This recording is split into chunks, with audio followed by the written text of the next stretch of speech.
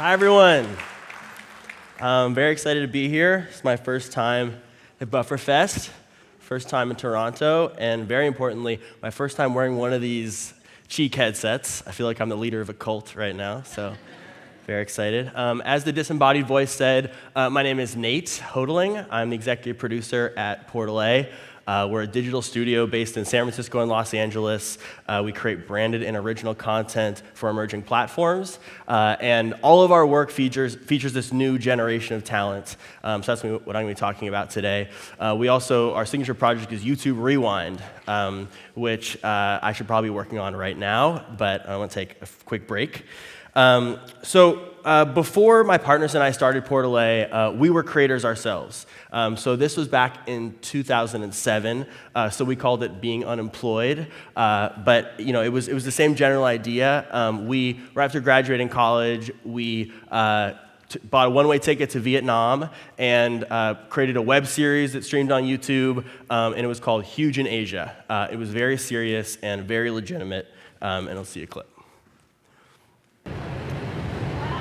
Hi. Earlier today, Nate and I made a bet. He's claiming that he's the fastest man in all of Asia. I think he's an asshole.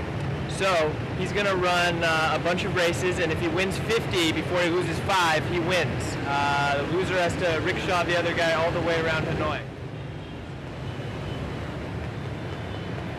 It's amazing he's still single.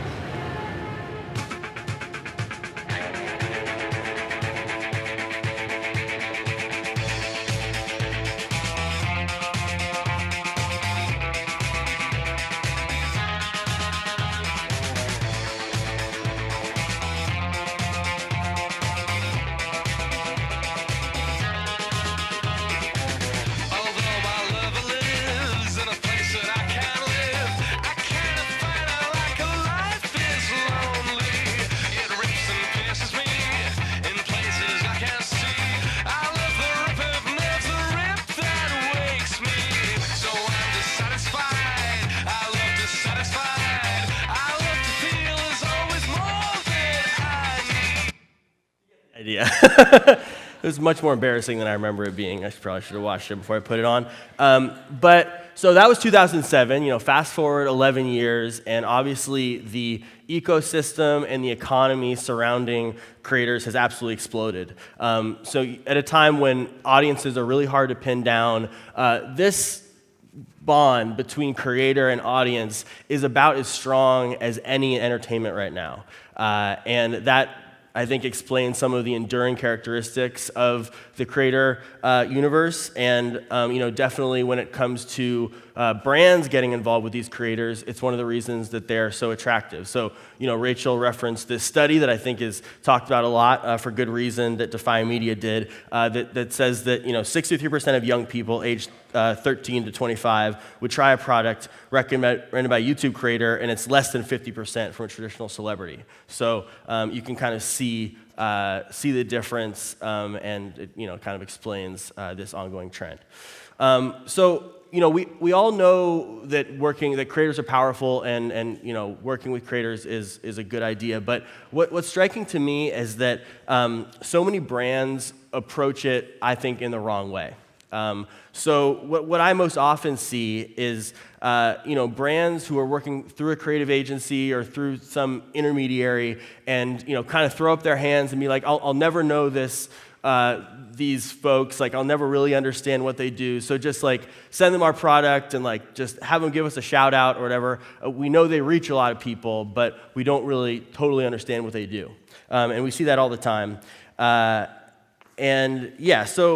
to me, the key to working with this new generation of talent, as Scott kind of alluded to up top, is the difference between these two words, creator and influencer. And our company, Portal A, is preaching the gospel every day about how important it is to take a creator mindset when it comes to working with this new generation of talent, because there's a really important difference. So a creator is someone whose value is in what they make. An influencer is someone whose value is in who they reach. And so what we see with the creator mindset is that when brands or causes or entertainment outlets, whoever's working with this new generation of talent, takes this creator mindset, they're collaborative, they're trusting, they're focused on the content and entertaining an audience. And then brands with the influencer mindset are transactional, interruptive, and easy to tune out, ultimately. So it's easy to spot it in the final product. We've all seen like the kind of shout out to the product at the end. You're like, how did that even fit into the video? But it's harder to kind of get there. So I put together 3 tips for brands who are looking to kind of embrace this creator mindset. Number 1, be selective. There are more than 65,000 channels out there just on YouTube with 100K or more subscribers. The reach, the amount of people you can work with is really incredible. And so a lot of brands just see how many people are out there and take kind of a hands-off approach and say it's going to be really hard to winnow down from that massive list to find out just the right person. So again, let's go super broad and just kind of hope we land with this audience somewhere and kind of use them as an intermediary. That's not our approach, and we feel like that's the wrong way to go about things. So our company is really founded on this bespoke service, the idea of working with individual creators and being selective. So, one example I wanted to show was some work we did with Clorox for their launch of the new Brita Stream pitcher. And we treated this selection as the most important piece, the creator selection as the most important piece of the campaign. It was almost like entertainment packaging or casting. So, Brita had Stephen Curry. They wanted to also work with the creator. And so the process of finding that creator took, 6 weeks or so. And we winnowed it down, using a lot of the kind of rubric that they gave us. And then we also thought about, okay, who is going to work well with Stefan on camera? And who is going to overlap with his audience in the right way? So, really going deep and think of it kind of with an entertainment hat on. So this is the video for Steph Curry, and we ultimately landed on King Batch, who I love. Sponsored by Brita.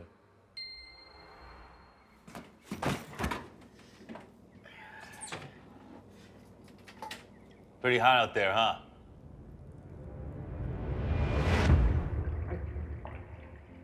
Look at him just guzzling down that water. I need a roommate who respects other people. Someone who will take care of the place. Someone who can refill the Brita. Shoots threes from behind the line, trains it. I wish Steph Curry was my roommate. I need him to move in before it's too late. Is there somewhere we can make this happen today? Right now. Could be a 10 out of 10, a mentor and friend. Never worry about filling up the Brita again. It'd be real dope if it was Stephen and me. Will he be fresh, clean? Definitely. We got dance moves that just keep on flowing, and our handshake so deep it keep on growing. His spice game will be beyond believing. Stephen always has a great season. Salt Bay. Well, I hate this waste of space with a passion. Wish we could replace him with the babyface assassin. What if Steph Curry was my roommate? My quality of life. I want to watch the whole thing too, but we'll keep on moving. That's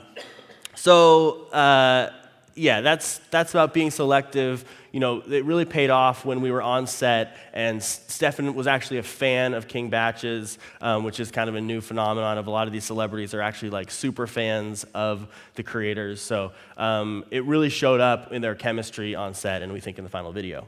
So tip number 2 is be ambitious. So, going all the way back to 2007 and, us traveling to Asia, we understand that a lot of creators, in addition to, being entrepreneurs and making a business out of it, a lot of the reason creators start into this line of work is to see what's possible. And to tap into that and to be ambitious as a brand and try to set a really high bar for them to reach, that is what we think leads to the best content. And that extends to the fans of these creators. So, when you kind of set a low bar or just say, do whatever you normally do, but just give us a shout out, the fans can kind of pick up on that, and they don't the brand in that case does not have like the kind of presenter mindset. They're not playing an active role in the content, and that kind of creates a situation where it doesn't feel like the message is integrated. It's just kind of like thrown on. But if you are ambitious, you can kind of do the opposite and engage what is so unique about this new creative class, which is that they always shoot high. They're always trying to outdo themselves, and it's happening. That can be really powerful. So I love this campaign that Mike Diva did with the LA Metro. We didn't do this one, but the LA Metro, a lot of brands are approaching him. He's one of the best directors on YouTube, but he always takes projects where the brand is trying to push him a little higher. So they asked him to make a series of short films that were shot entirely on the Metro, and he jumped at the opportunity, and it became a really amazing campaign.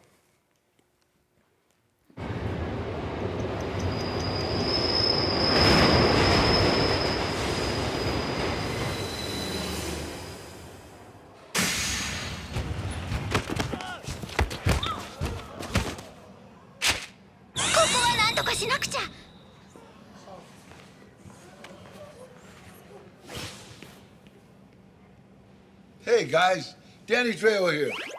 There was going to be a whole song and dance routine about how you should wait your turn to enter the train. But they got me, Danny Trejo, to talk to you instead. Look, when you don't wait your turn to enter the train, it's rude and potentially dangerous. And believe me, I know a thing or two about rude and dangerous. I'm Danny Trejo. Don't be like rude, dude. Be kind, like super kind. Excuse me.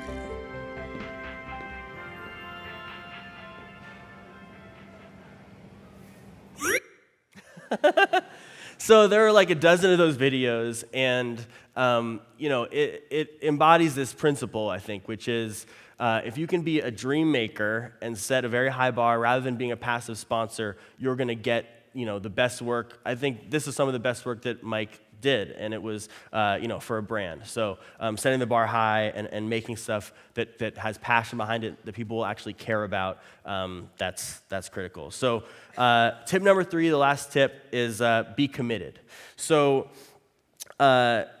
discovering how to work with creators is kind of like building a new muscle, and there are definitely some awkward growing pains along the way. I think that's why a lot of brands just kind of throw up their hands, is because it is a process, but creator marketing is not going anywhere. So brands better get used to learn the ropes and learn how to work with this group of people, and so being committed and being in over the long haul can be a real differentiator.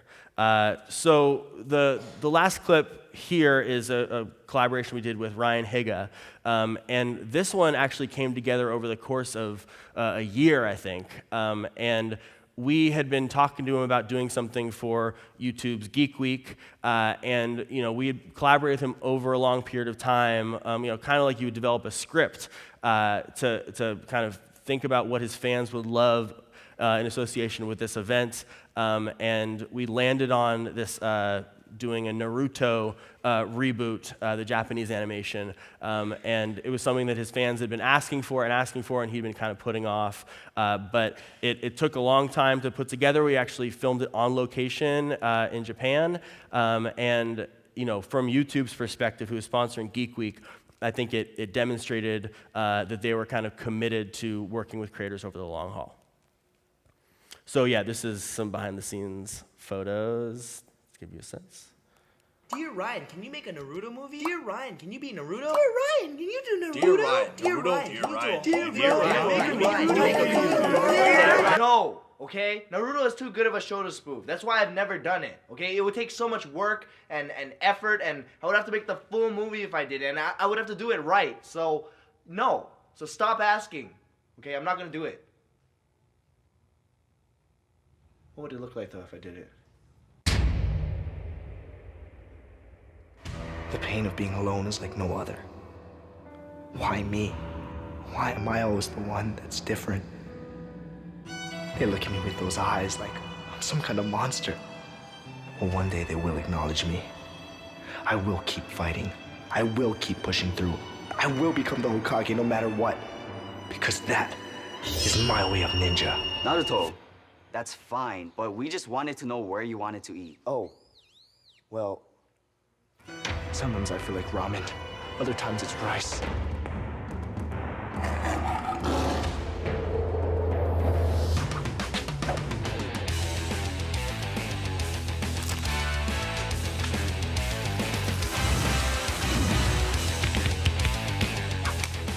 I can't find them. Neji.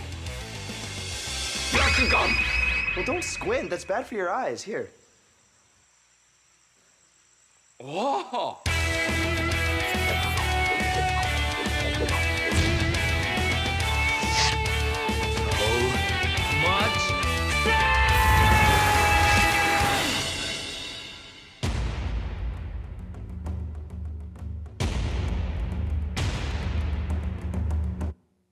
Time.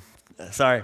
But you should all watch the full thing of all these videos. So, yeah, the comments kind of reflect, how his fans understand that, taking this approach over a long period of time and being really committed to working with Ryan as a creator and developing the concept alongside of him, it created content that wasn't just watchable but rewatchable and that people really cared about and did very well. So to wrap things up, there are a lot of ways to work with digital talent, but the one that we've seen work again and again is taking a creator mindset. So that's being selective, ambitious, committed, and in a space that's flooded with so much disposable content. The stats about how much content is uploaded to YouTube every minute is like, I don't even want to think about it. To stand out requires passion and it requires time. And so taking that creator mindset and thinking of this group as the creative powerhouses they are, that's what makes work that gets remembered. So thank you very much. I have a few minutes for questions if anyone has any questions. Covered it all? Right here? Just wondering about your screening process. You said about the screening process, it took you 6 weeks. Just the criteria of what you were looking for, and was there a second runner-up to King Batch? Because I guess, the pool of talent, I guess? Yeah, totally. So I actually wrote down for that one, I kind of skipped over it, but so for that campaign, the criteria,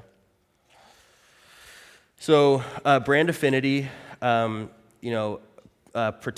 for production value, so like kind of trying to find creators who had already kind of set a high bar for themselves and that a brand could see themselves partnering with. Audience demographics, recent engagement, how they're trending.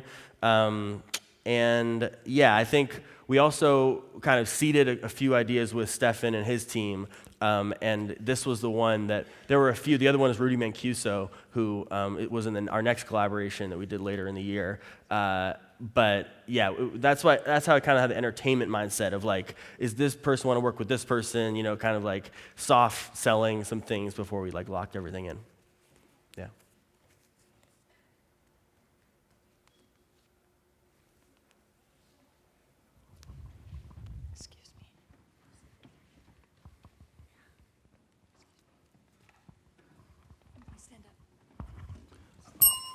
Oh, I'm going to quickly ask this. What advice do you have to tell brands when they work with a creator to be open to what the creator creates already versus, we want this and we want it done this way, put it on your platform? Because it's not going to win for the creator or the brand. But sometimes because it's new to them, on the old way, that's the way it was done.